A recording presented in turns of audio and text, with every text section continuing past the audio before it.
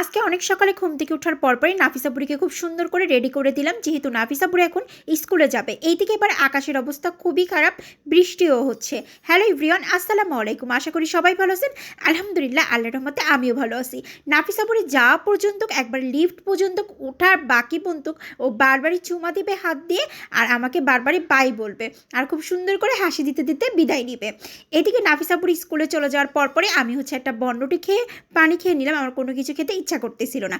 এদিকে আবার নাফিসা বুড়ি স্কুল থেকে চলেও আসলো, একেবারে 11টার দিকে আসছে। আসার পরপরে ও বলতেছে আমার সাথে যে এত পরিমাণের বাইরে বৃষ্টি হচ্ছিল যে আমি হালকা হালকা ভিজে গেছি ছাতার তলায় থাকার পরেও। তারপর ড্রেস খোলার পরে ফ্রেশ হওয়ার পরে ওকে একটা জুস দিলাম, বললাম যে তুমি বসে বসে জুস খাও আর ওয়েদারটা ফিল নাও, যেহেতু হালকা হালকা বৃষ্টি পড়তেছে, ওর আবার বৃষ্টি উপভোগ করতে খুব ভালো লাগে। এক দফা এক দাবি, আজকে হবে খিচুড়ি। কথাটার ডায়লগ হচ্ছে নাফিসা বুড়ির। তার জিজ্ঞাসা করলাম কী কী রান্না করবো, ও বললো যে খুব সুন্দর করে ইলিশ মাছ ফ্রাই করবা, খিচুড়ি করবা। এদিকে আম্মু ইলিশ মাছ কাটতে কাটতে দেখলাম মেহজাবিন চলে আসছে। ও অলরেডি বৃষ্টিতে ভিজে গেছে, ও ছাতা ইউজ করছে, বাট পাশ দিয়ে ছিটে ছিটে পানি আসতে আসতে অলরেডি ও ভিজে গেছে। ওর পরীক্ষা অনেক ভালো হয়েছে আলহামদুলিল্লাহ। ও আমাকে বলতেছে যে জানো আম্মু, আমার পরীক্ষা অনেক অনেক ভালো হয়েছে। আমি বললাম শুকুর আলহামদুলিল্লাহ, যেহেতু তুমি কালকে রাত 2টা পর্যন্ত পড়াশোনা করছো, পরীক্ষা তো ভালো হবেই। এইদিকে ওর সাথে গল্প করতে করতে এদিকে এসে দেখি আম্মু খুব সুন্দর করে ইলিশ মাছ কাটাকাটি কমপ্লিট হয়ে গেছে, আর আমি সুন্দর করে লবণ, মরিচের গুঁড়া এবং হলুদের গুঁড়া দিব, তারপর একটু সরষের তেল দিয়ে ভালো করে মাখায় 5 থেকে 10 মিনিট রেখে দিব, যাতে খুব ভালো করে মাছের ভিতরে এই মরিচের গুঁড়া, লবণ, হলুদটা ভালো করে যায়, আর অনেক বেশি মজা লাগবে। আমি সবসময় ইলিশ মাছ এইভাবেই মাখায় ফ্রাই করি।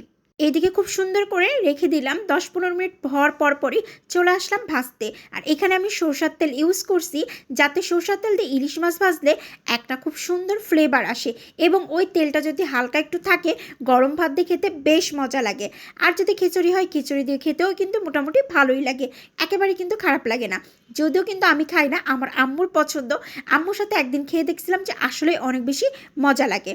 এইদিকে আবার ইলিশ মাছগুলো ভাজতে দিয়ে ওইদিকে খুব সুন্দর করে বেগুনগুলো মাখায় রাখছি। এইদিকে আবার মেহজাবিন ক্যামেরা ধরতেছে আর বলতেছে অনেক দিন পর ক্যামেরাটা ধরলাম।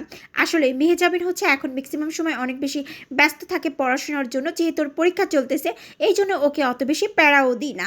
এইদিকে আবার বেগুনগুলো মাখায় টাকা খুব সুন্দর করে ইলিশ মাছ ফ্রাই করা কমপ্লিট হওয়ার পরপরই বেগুনগুলো বসাই দিলাম, কারণ নাফিসা বুড়ির বেগুনটা খুবই ফেভারিট। এইদিকে খুব সুন্দর করে তেলটা গরম করে বসাই দিলাম খিচুড়ি। খিচুড়িটা একদম ভুনা করব, কারণ ভুনা খিচুড়িটা অনেক বেশি মজা লাগে আমার কাছে। স্পেশালি আমার কাছে মনে হয় ইলিশ মাছ ভাজা দিয়ে ভুনা খিচুড়িটা পারফেক্টভাবে যাবে। তাই খুব সুন্দর করে ঝাল, পেঁয়াজ, রসুন ভালো করে একটু কষাই নেওয়ার পরে এখানে আদা বাটা, রসুন বাটা আর জিরে বাটা দিয়ে দিলাম। দিয়ে ভালো করে চাল আর ডাল মিক্সড করে সুন্দর করে ধুয়ে পরিষ্কার করে পানি ঝরাই রাখছিলাম। এইটাকে বেশ অনেকক্ষণ ভালো করে কষাই নিব। একবারে ভাজা ভাজা হয়ে যাওয়ার পরে আস্ত কিছু মশলা দিয়ে দিব, দিয়ে তারপরে এখানে পর্যাপ্ত পরিমাণের পানি দিয়ে একদম পারফেক্টভাবে ঢেকে দিব। তারপরে 15-20 মিনিটের মধ্যেই আমার খিচুড়িটা একবারে পারফেক্টভাবে কমপ্লিট হয়ে যাবে, একদম ভুনা ভুনা টাইপের হয়ে গেছে। এই খিচুড়িটাই খেতে আমার কাছে বেশি ভালো লাগে, বেগুন আর ইলিশ মাছ দিয়ে ভাজা। তারপর একটু সালাদ করে নিলাম, সাথে বেগুন ভাজা, ইলিশ মাছ সব কিছু কমপ্লিট করে আলহামদুলিল্লাহ আল্লাহর রহমতে নামাজ কালাম শেষ করে দুপুরে লাঞ্চ করতে সবাই একসাথে বসে পড়লাম। এইদিকে আবার নাফিসা বুড়িকে জিজ্ঞাসা করলাম কেমন হয়েছে তোমার খাবারটা মামুনি। ও বলল শুকুর আলহামদুলিল্লাহ, আল্লাহর রহমতে খাবারটা অনেক বেশি মজা হয়েছে, এবং নাফিসা বুড়ি খিচুড়ি পেলে ওর আর কিছু লাগে না, ওই দিন দুপুরবেলাও রাত্রেবেলাও। সবাই ভালো থাকবেন। এই ছিল টুকটাক সারাদিনের ব্লগ। অবশ্যই লাইক, কমেন্ট, শেয়ার দিয়ে পাশে থাকবেন। আল্লাহ হাফেজ এভরিওয়ান।